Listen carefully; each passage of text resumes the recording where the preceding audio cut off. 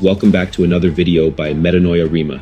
If you're going through a storm right now, you're in the right place. I recently watched this sermon by Bishop T.D. Jakes, and I'd like to share my thoughts on it with you as the Spirit leads. The great thing about the Spirit of Revelation is that one word can split into several different fragments to heal the various challenges and issues we may be dealing with in our lives. As I watched this sermon, it reminded me of another instance in which the disciples encountered a storm while on the boat. The only difference is that on this occasion, Jesus wasn't with them on the boat. This was right after the feeding of the 5,000, and Jesus had gone off to pray just after telling his disciples that he would meet them on the other side of the shore. If you read the story in the book of Mark, it records it in such a profound way. Let's take a look together. As soon as the meal was finished, Jesus insisted that the disciples get in the boat and go on ahead across to Bethsaida, while he dismissed the congregation. After sending them off, he climbed a mountain to pray. Late at night, the boat was far out at sea. Jesus was still by himself on land. He could see his men struggling with the oars, the wind having come up against them. At about 4 o'clock in the morning, Jesus came toward them, walking on the sea. He intended to go right by them, but when they saw him walking on the sea, they thought it was a ghost and screamed, scared to death. Jesus was quick to comfort them. "Courage, it's me, don't be afraid." As soon as he climbed into the boat, the wind died down. They were stunned, shaking their heads, wondering what was going on. They didn't understand what he had done at the supper. None of this had yet penetrated their hearts.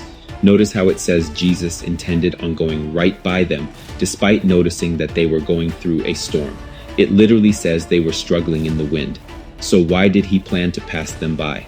This also got me thinking about why Jesus would be asleep on the boat in this other instance from the bishop's sermon. According to the bishop, the storm wasn't as serious as the disciples thought. Otherwise, Jesus wouldn't have been able to sleep through it. While meditating on this, it hit me. It all has to do with your perception of the storm. Not all storms come to harm you. Some are there to make you stronger, and others are there to help reveal the glory of God in your life. Remember the storms that Joseph went through in the Bible? He was hated by his brothers, sold into slavery, and put in prison by Potiphar's wife. It all looks like things are stacked up against him. But it's only when we connect the dots backward that we realize without all those storms, Joseph would have never ended up as second in command in Egypt, and the house of Israel, Egypt, or other nations would have never been saved through him. The enemy can influence how we perceive the storms in our lives. And this is what the bishop is talking about when he says we don't get to choose the storm we go through. However, one thing we can pick is how we react to the storm. I don't know what kind of storm you're going through at the moment. It's easy to feel like God has left you, like Jesus is asleep on the boat. It's easy to feel like he's about to walk right past you. But remember, if Jesus is asleep on the boat, it's impossible for you to drown with him in there. He can't allow it.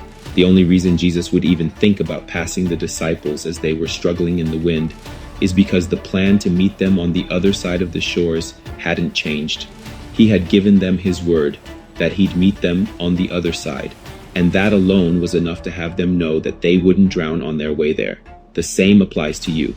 He said he'd never leave you or forsake you. And that's a word you can count on.